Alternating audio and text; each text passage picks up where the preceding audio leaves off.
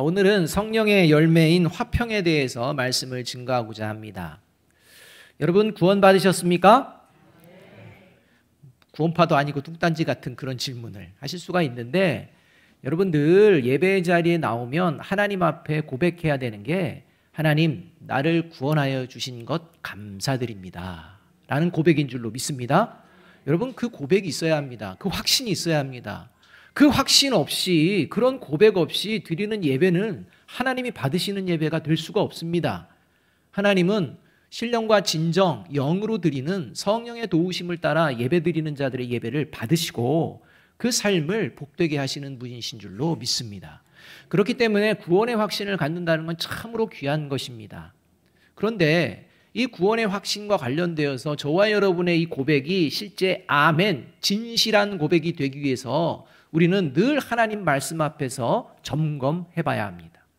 그 살아계신 하나님의 말씀과 관련되어서 저와 여러분이 정말 구원받은 그 믿음인지, 아니면 그 고백이 거짓되고 잘못되었는데 내가 스스로 속고 있는지를 돌아보기 위해서 오늘 하나님께서는 성령의 열매를 맺어가는 삶을 살고 있는가 묻습니다. 특별히 어떤 열매에 대해서 말씀하시느냐? 화평이라는 열매에 대해서 말씀해 주십니다.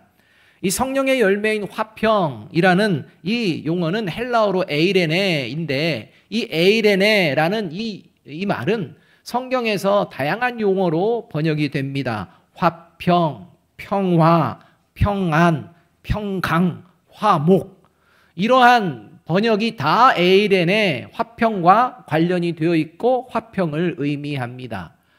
따라서 저와 여러분 안에 이러한 화평과 관련된 평화와 평안과 평강과 화목이라는 이러한 것들이 하나님의 자녀로서의 모습으로 지금 경험하고 있는지도 돌아보아야 한다는 겁니다.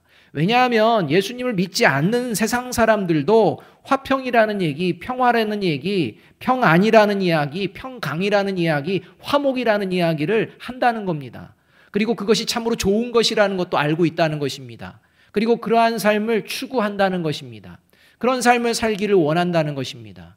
평화를 원합니다. 화평을 원합니다. 평안을 원합니다. 평강을 원합니다. 화목도 원합니다.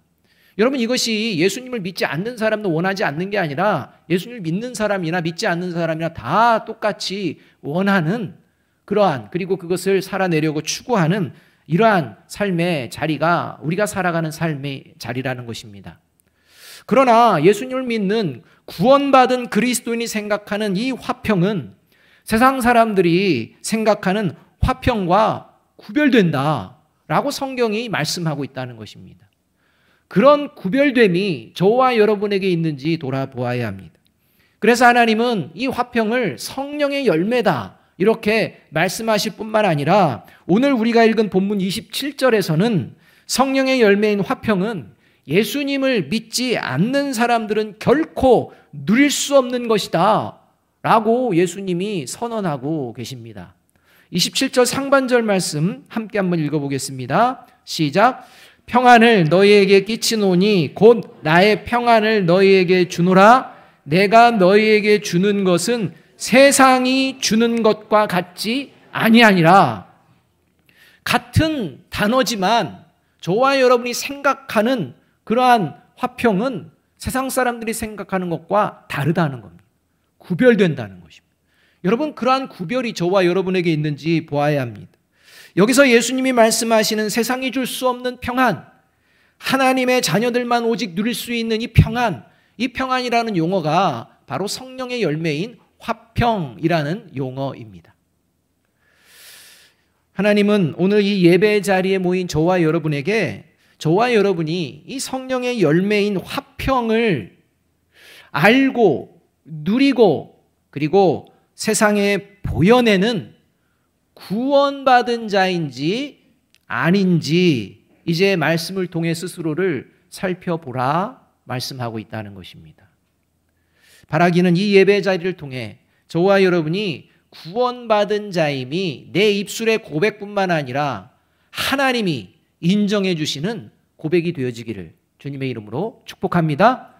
그러하기 위해서 성령의 열매인 화평이 무엇을 말씀하시는지 저와 여러분이 추구하는 화평과 비교해 보아야 합니다. 자, 그렇다면 구원받은 그리스도인이 삶의 자리에서 누리고 세상에 보여내는 성령의 열매인 화평, 이것은 구체적으로 어떤 삶의 모습을 이야기하는 것일까요? 첫 번째, 성령의 열매인 화평은 참된 평화를 위하여 공의로운 삶을 살아내는 것을 말합니다. 여러분, 성령의 열매인 화평은요, 어떤 것이냐? 참된 평화를 위해서, 이제 그 평화를 이루기 위해서 그리스도인은 공의로운 삶을 살아내게 되어 있다는 것입니다. 이 성령의 열매인 이 화평은 이 공의와 아주 밀접하게 연결이 되어 있습니다. 여러분, 참된 평화는 완전한 공의에서 이루어지는 평화입니다.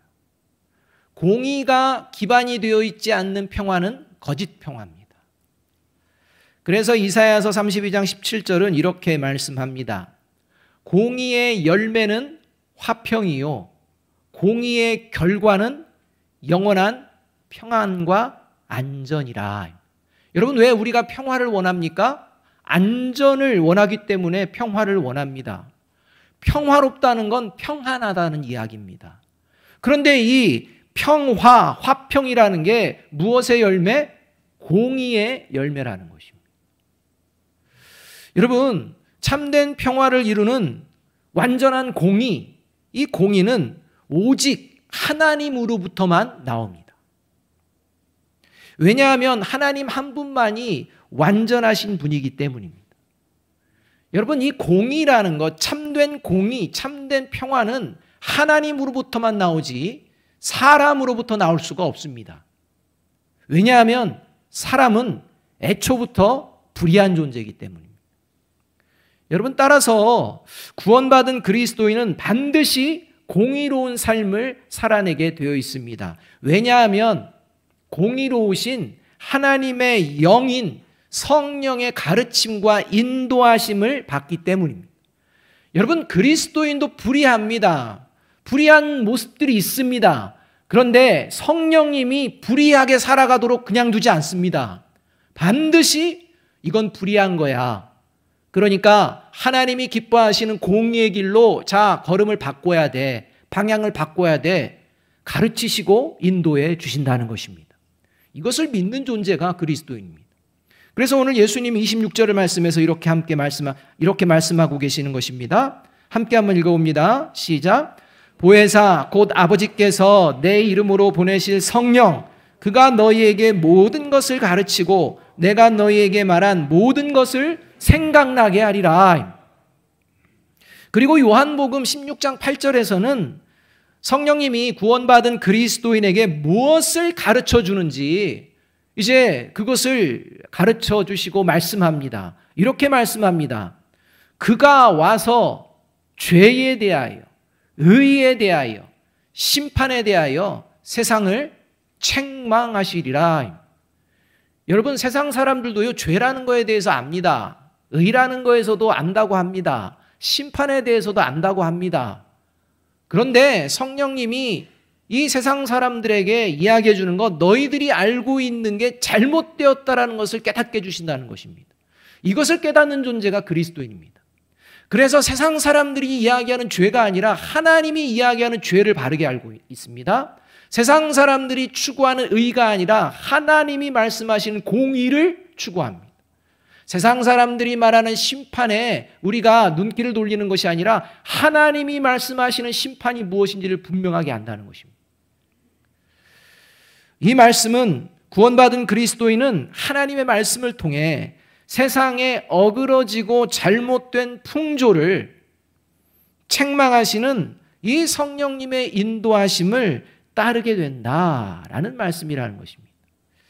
따라서 구원받은 그리스도인은 하나님의 말씀을 기준으로 두고 하나님의 말씀을 통해 세상을 바라봅니다. 그리고 성령의 가르치심과 인도하심을 따라 하나님의 말씀을 생각하며 세상에 어그러지고 잘못된 풍조를 따르지 않고 하나님의 공의를 따라 살아가게 됩니다. 그러나 예수님을 믿지 않는 사람들이 추구하는 의라는 것은 하나님의 공의가 아니라 자신들이 만들어 놓은 의입니다. 그리고 자신들이 만들어 놓은 의가 공의인 양 사람들에게 이야기하며 추구하며 때로는 강제하며 살아갑니다. 근데 그게 불의임에도 불구하고 그거를 자기들은 의라고 합니다. 맞다라고 합니다. 그걸 주장합니다. 세력을 모읍니다. 여러분, 이게 세상입니다. 최근 러시아의 어린아이들이 다니는 학교에서 총기 난사 사건이 발생했습니다.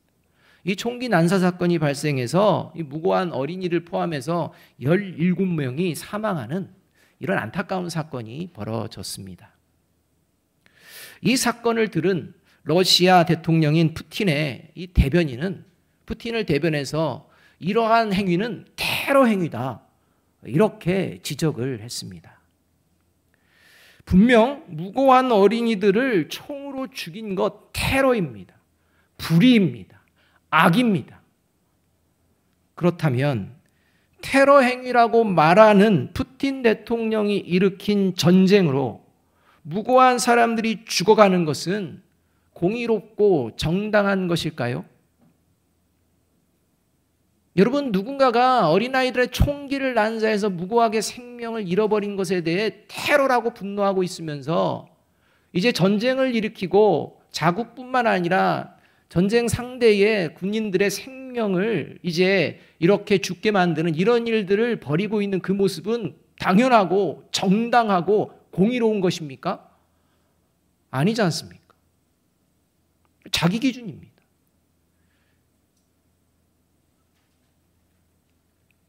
더 문제가 되는 것은 러시아 정교회가 여기에 동의하고 공조하고 있다는 것. 자신이 의의 기준이 되어서 왜곡된 생각과 행동으로 화평을 깨트리는 일이 가득한 세상입니다. 비단 러시아만의 문제가 아닙니다. 이게 인간이 가진 죄성이라는 것입니다. 2000년 전 유대 종교 지도자들은 예수님을 죽이는 것을 불이라고 생각했을까요? 공의라고 생각했을까요? 여러분은 어떻게 생각하십니까? 예수님을 십자가에 죽이려고 그렇게 무지내를 썼던 유대 종교 지도자들, 그들은 그 일이 공의로운 일이라고 생각했을까요? 불의한 일이라고 생각했을까요? 공의롭다고 생각했습니다. 철저하게 자기들 생각입니다. 그러나 예수님을 죽이는 것은 하나님 앞에서 가장 큰 불의였습니다. 유대 종교 지도자들이 세상의 풍조에 빠져서 살았다는 증거입니다. 그런데 2000년이 지나서도 이런 세상의 풍조에 빠져 있는 교회 공동체가 러시아뿐만이 아니라 우리나라에도 여전히 있다는 것입니다. 다양한 모습으로 말입니다. 동성애는 죄라고, 그래서 정죄하는 것과 같은 이건 죄다라고 소리 높여 외치면서도 교회를 세습하는 불법을 저지르고서도 몇 년 동안 교회를 힘들게 하면서도 그게 무슨 문제가 되느냐, 그건 문제가 되지 않느냐, 대충 넘어가려고 하는 교회 공동체. 그러한 교회 공동체가 과연 참된 평화를 위하여 하나님의 공의를 보여내며 세상 사람들에게 하나님은 살아계신다라고 외칠 때 세상 사람들이 그래 라고 인정해 줄까요? 여러분, 그렇게 공의롭지 못한 일들에 공의라고 외치며 지지해 주는 그러한 교회 공동체에 속한 성도들을 보며 하나님은 어떤 마음을 품으실까요? 여러분, 비단 이것은 어느 특정한 교회 공동체의 문제뿐만 아니라 저와 여러분의 삶의 자리에서 이어서 생각해 보아야 합니다. 저와 여러분이 하나님의 공의에 관심을 가지고 살아가고 있는지, 아니면 내가 생각하고 있는 의라는 것만 가지고 살아가고 있는지 돌아보아야 한다는 것입니다. 잠언 11장 19절은요 분명하게 이렇게 말씀합니다. 같이 한번 읽어보겠습니다. 시작. 공의를 굳게 지키는 자는 생명에 이르고 악을 따르는 자는 사망에 이르느니라. 여러분, 공의에 관심이 없는 자는 악한 자라는 겁니다. 그리고 그의 결과는 사망이라는 것입니다. 사랑하는 여러분, 하나님의 공의를 알고 공의로운 삶을 살아내도록 하나님은 예수님을 십자가에 내어주시고 저와 여러분을 자녀 삼아 주신 줄로 믿습니다. 그렇다면 하나님이 가르쳐 주시는 공의로운 삶을 살아내므로 세상에 참된 화평, 평화를 보여내는 저와 여러분이 되시기를 주님의 이름으로 축복합니다. 두 번째로 성령의 열매인 화평은 염려되고 두려운 상황에서도 마음의 평안을 잃어버리지 않는 것을 말합니다. 여러분, 세상은요, 불의하고 악한 영인 사탄의 영향력 속에 붙잡혀 있습니다. 따라서 불의한 세상에서 공의로운 삶을 살아낸다는 것은 결코 쉬운 것이 아닙니다. 저와 여러분이 공의로운 삶을 살게 되면 반드시 적대자들이 생겨납니다. 반대자들이 생겨납니다. 저와 여러분을 힘들게 하는 자들이 생겨납니다. 그런 환경도 벌어집니다. 그래서 과연 내가 이렇게 살아갈 수 있을까라는 그러한 마음도 생겨날 수가 있다는 것입니다. 염려되고 두려운 상황에 직면할 수도 있다는 것입니다. 그래서 하나님은 27절에서 분명하게 말씀해 주고 계십니다. 함께 한번 읽어보겠습니다. 시작. 평안을 너희에게 끼치노니 곧 나의 평안을 너희에게 주노라. 내가 너희에게 주는 것은 세상이 주는 것과 같이 아니하니라. 너희는 마음에 근심하지도 말고 두려워하지도 말라. 여러분, 예수님께서 지금 나의 평안을 너희에게 주노라 하실 때 지금 예수님의 마음이 평안을 줄 수 있는 상황이 아닙니다. 왜냐하면 지금 십자가가 목전 앞에 다가왔기 때문입니다. 이제 곧 있으면 십자가에서 비참하게 죽으셔야 합니다. 죽음이라는 공포를 경험하셔야 됩니다. 두려운 상황입니다. 그런데 그 순간 예수님의 마음은 평안하다는 것입니다. 그 평안을 하나님의 자녀들에게 주겠노라 약속하고 계십니다. 하나님께서는 성령이 함께 하시는 그리스도인과 교회 공동체는 근심과 두려움이 없는 삶을 살게 해주시겠노라 이렇게 말씀하지 않으십니다. 여러분, 그것을 먼저 분명히 알아야 됩니다. 근심과 두려운 상황이 벌어진다는 것입니다. 완전히 공의로우신 예수님도 불의한 자들에게 죽임을 당하는 그러한 상황 벌어진다는 것입니다. 하지만 그러한 상황에서도 근심하지 않을 수 있는 능력, 두려워하지 않을 수 있는 능력을 하나님은 하나님의 자녀들에게 주시겠노라 약속하고 계십니다. 이것이 하나님께서 주시는 성령의 열매인 화평입니다. 이러한 마음의 평안을 저와 여러분의 삶의 자리에서 누리며 경험하고 있는지 돌아보아야 합니다. 그래서 이사야서 43장 1절 3절에서도 이렇게 하나님은 말씀해 주십니다. 그러나 이제 야곱아, 너를 창조하신 주님께서 말씀하신다. 이스라엘아, 너를 지으신 주님께서 말씀하신다. 내가 너를 속량하였으니 두려워하지 말아라. 내가 너를 지명하여 불렀으니 너는 나의 것이라. 내가 물 가운데 건널 때에 내가 너와 함께하고 내가 강을 건널 때에도 물이 너를 침몰시키지 못할 것이다. 내가 불 속을 걸어가도 그을리지 아니할 것이며 불꽃이 너를 태우지 못할 것이다. 분명 물속에 있는 것 같이 숨쉬기 어려운 상황, 숨쉬기 고통스러운 그러한 상황, 불에 타서 모든 것이 잿더미가 되는 것 같은, 삶의 모든 것이 무너져 버리는 것 같은 상황, 이 상황이 하나님의 자녀들에게도 있을 수 있다는 것입니다. 어쩌면 그런 상황을 부여잡고 하나님의 도우심을 구하며 이 자리에, 예배의 자리에 나온 하나님의 사람들도 있을 것입니다. 그들에게 하나님은 끝까지 지켜주시겠노라 약속하십니다. 여러분, 이 약속을 아멘으로 받아들일 때 그 성령의 역사가 그 마음을 평강의 복으로 이끌어 주실 줄로 믿습니다. 여러분, 이것을 누리는 건 세상 사람은 누릴 수가 없습니다. 그래서 여러분, 하나님께서 주시는 평안은 외적인 상황과 환경에 좌우되지 않는 절대 평안이라고 합니다. 이 평안은 예수님을 믿지 않는 사람들은 결코 누리지도 보여낼 수도 없는 평안입니다. 저와 여러분이 삶의 자리 가운데에 이런 평안을 보여내시기를 간절히 바랍니다. 이렇게 예수님이 보내신 성령을 통해 하나님이 주시는 평안, 세상이 줄 수 없는 평안을 보여낸 대표적인 사람 중 하나가 베드로입니다. 예수님이 붙잡혔을 때 베드로, 그는 자신이 예수님의 제자라는 것이 들통나면 죽을 것이라는 두려움에 사로잡혀서 예수님을 부인하고 저주했던 그런 존재입니다. 현실 앞에서 그는 무너져버린 그런 존재입니다. 그러나 성령이 함께하자 베드로는 하나님이 주시는 그 평안의 복을 누리고 보여내는 존재로 180도 변화됩니다. 그것을 잘 보여주는 것이 사도행전 12장에 나옵니다. 사도행전 12장을 보게 되면 헤롯이 사도를 잡아서 죽이니까 이 유대 종교 지도자들을 포함한 이 유대 지도자들이 너무 좋아하는 것을 보았습니다. 그리고 헤롯 하면서 이제 헤롯의 이름을 높이 올려주는 것을 경험하면서 내가 유대인들에게 인정받고 그리고 존경받기 위해서 이렇게 예수 믿는 자들, 또 우두머리에 해당되는 자들을 잡아서 죽이면 내가 더 인기를 얻겠구나, 이런 마음을 가졌습니다. 그래서 이제 예수 그리스도를 따르는 자들 중에 우두머리에 속한 먼저 제자들, 사도들을 색출해내기 시작했는데, 그래서 베드로가 잡힙니다.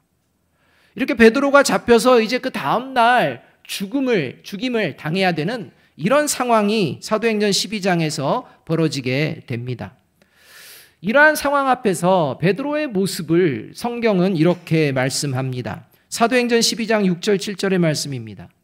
헤롯이 잡아내려고 하는 그 전날 밤에 베드로가 두 군인 틈에서 두 쇠사슬에 매여 누워 자는데 파수꾼들이 문 밖에서 옥을 지키더니 호련히 주의 사자가 나타나 옥중에 광채가 빛나며 또 베드로의 옆구리를 쳐 깨워 이르되 급히 일어나라 하니 쇠사슬이 그 손에서 벗어지더라. 여기서 주의 사자가 베드로를 쳐서 깨웠다고 하는데, 이 쳤다라는 말은 그냥 단순히 흔들었던 얘기가 아닙니다. 그냥 깨우도록 아픔을 주는, 쳐서 깨우는, 세게 때리는 이러한 의미를 담고 있습니다. 여러분, 이 말씀을 잘 보면요, 지금 감옥 안에 있는 베드로가 지금 조급한 것 같습니까? 베드로를 찾아온 주의 사자가 조급한 것 같습니까? 여러분 하나님의 사자가 조급한 것 같습니다. 그래서 급히 일어나라 이럽니다. 안 일어날 것 같으니까 막 쳐버립니다. 여러분, 그만큼 죄송합니다, 베드로는요 쳐잤다는 겁니다. 그냥 막 내일 무슨 일이 벌어지든 아무런 염려 두려움 없이 그냥 자는 겁니다. 잘 시간 됐으니 잔다는 겁니다. 깊은 잠에 들었다는 것입니다. 여러분, 저와 여러분이요, 내일 죽는다고 생각해 보십시오. 잠이 옵니까? 어떻게 하시겠습니까? 어떻게 하면 하루라도 더 살아볼까? 이런 생각하지 않겠습니까? 여러분, 잠잘 시간에 헤롯을 찾아가서 내가 다시는 예수 이름을 전하지 않을 테니까 나 좀 살려줘, 이렇게 해도 안 되는 상황인데 잔다는 겁니다. 죽음을 뛰어넘는 평안, 이것이 바로 하나님께서 저와 여러분 하나님의 자녀에게 주시는 평안인 줄로 믿습니다. 불의를 능히 이길 수 있는 평안, 세상을 능히 이길 수 있는 평안, 세상을 두려워하지 않는 평안, 이 평안을 저와 여러분에게 하나님께서 주신 줄로 믿습니다. 바라기는 염려되고 두려운 상황에서도 베드로를 생각하며 베드로에게 있는 그 성령님이 내 안에도 있는 줄로 믿습니다. 라는 믿음의 고백과 함께 하나님이 주시는 마음의 평안을 회복하시고 담대한 마음으로 산 가운데에 나아가시는, 삶의 자리 가운데에 나아가시는 저와 여러분이 되시기를 주님의 이름으로 축복합니다. 이것이 성령의 열매인 화평이 열매 맺는 그리스도인의 모습입니다. 세 번째로, 성령의 열매인 화평은 하나님이 기뻐하시는 참된 화목이 어떤 것인지를 보여주며 살아가는 것을 말합니다. 여러분, 저와 여러분 화목하기 원하십니까? 그렇다면 거짓된 화목이 아니라 참된 화목을 보여내며 살고 있는지 돌아보아야 한다는 것입니다. 내가 지금 추구하는 화목이 하나님이 기뻐하시는 화목인지 돌아보아야 한다는 것입니다. 그냥 좋은 게 좋은 거야, 이건 하나님이 기뻐하시는 참된 화목이라고 할 수가 없습니다. 29절의 말씀 함께 한번 읽어봅니다. 같이 읽습니다. 시작. 이제 일이 일어나기 전에 너희에게 말한 것은 일이 일어날 때에 너희로 믿게 하려 함이라.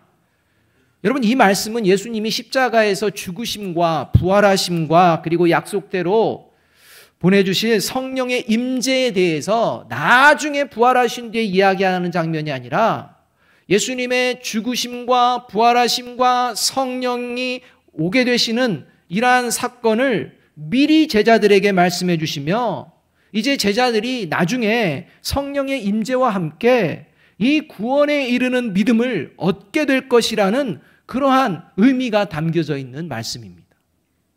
예수님의 이 말씀은 예수님의 십자가 사건이 어떤 의미인지를 제자들이 이제 후에 온전하게 깨닫게 되고 이제 그러한 삶을 살아낼 것을 미리 아시고 제자들에게 주신 말씀입니다. 여러분, 그래서 베드로가 나중에 부인하고 저주할 그러한 상황들을 예수님은 다 아시지만 그것 때문에 마음에 평안이 깨지셨을까요? 안 깨지십니다. 베드로가 회복할 줄로 믿고 계시기 때문입니다. 반드시 회복될 줄로 알고 계시기 때문입니다. 그래서 미리 이렇게 말씀해 주시는 것입니다. 그래서 사도 바울을 통해 하나님은 이 땅을 살아가는 그리스도인의 모습이 어떤 모습인지를 이렇게 이야기해 주고 있습니다. 고린도후서 5장 18절 말씀 우리 함께 한번 읽어보겠습니다. 시작. 모든 것이 하나님께로서 났으며 그가 그리스도로 말미암아 우리를 자기와 화목하게 하시고 또 우리에게 화목하게 하는 직분을 주셨으니. 이 성령의 열매인 화평을 말씀하고 있는 이 갈라디아서를 보면 왜 성령의 열매인 화평을 갈라디아 교회 공동체 성도들에게 이야기해 주고 있는지를 알 수가 있습니다. 당시 갈라디아서를 읽고 있고 받아보고 있는 이 갈라디아 교회 성도들 공동체의 상황, 이 상황을 갈라디아서 5장 15절과 20절에는 이렇게 이야기합니다. 서로 물고 먹으며 분쟁과 시기와 분냄과 당을 짓고 거짓에 현혹되고 있는 상황이었다는 것입니다. 여러분, 하나님의 교회 공동체가 서로 물고 먹고 분쟁하고 시기하고 화내고 분노하고 언성 높이고 당을 짓고 거짓에 현혹되는 이런 상황이요, 예배드리면서 말씀 들으면서 기도하면서 벌어지고 있다는 겁니다. 그럼 어떻게 이런 일이 벌어질 수가 있습니까? 왜 이런 상황이 벌어졌을까요? 그 이유를 사도 바울이 분명하게 말씀합니다.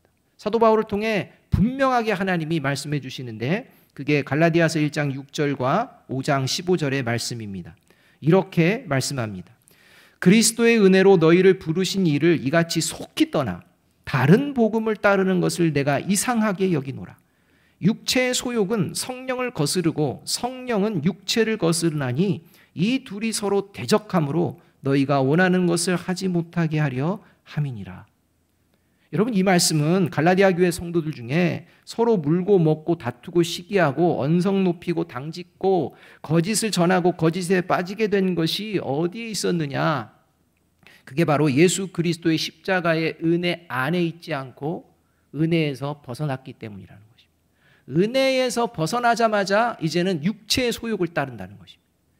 자기 의를 드러내고 자기가 대단한 존재처럼 이야기하고 이렇게 되었다는 것입니다. 그러니까 이제 서로 싸움이 되는 겁니다. 여러분, 이 말씀이 무서운 말씀이 뭐냐면 이 땅을 살아가는 교회 공동체에 이런 모습들이 있다는 것입니다. 갈등이 있습니다. 시기가 있습니다. 분쟁이 있습니다. 당을 짓습니다. 거짓을 막 이야기들 하고 다닙니다. 그리고 서로 화를 내는 이런 일들도 벌어질 수 있습니다. 그런데 문제는 뭐냐? 그 원인이 어디 있느냐? 그 안에 하나님의 은혜를 잊어버린 존재와 하나님의 은혜 자체가 없는 존재 때문이라는 겁니다. 여러분, 저와 여러분이 구원을 받았다는 믿음이 있다면 그럼에도 불구하고 저와 여러분이 갈등 가운데, 시기 가운데, 분쟁 가운데에, 어려움 가운데에 저와 여러분이 함께하고 있다면 그 이유는 둘 중에 하나입니다. 그것은 내가 하나님의 은혜를 잊어버렸다거나 아니면 애초부터 성령이 없는 존재이기 때문입니다. 그래서 하나님의 은혜 안에 거하며 하나님이 기뻐하시는 그러한 하나님의 방법으로의 화목을 이루고자 하는 이러한 화목을 싫어하는 겁니다. 내가 원하는 화목만 바라는 것입니다.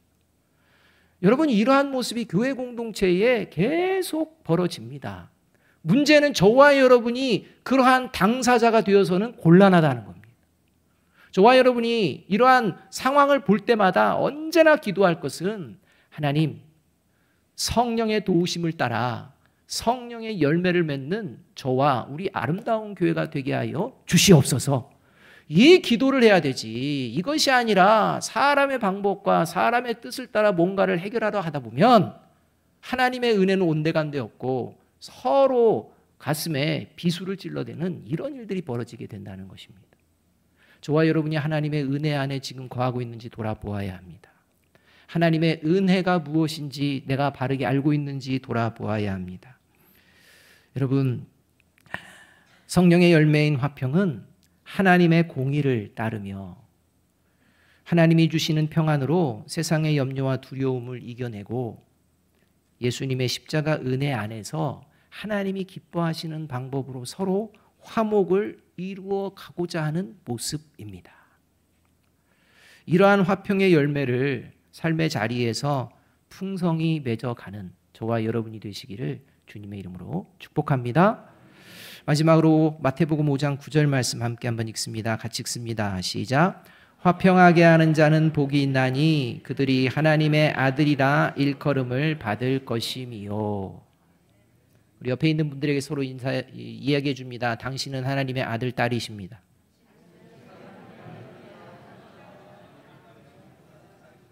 믿으십니까? 기도하겠습니다.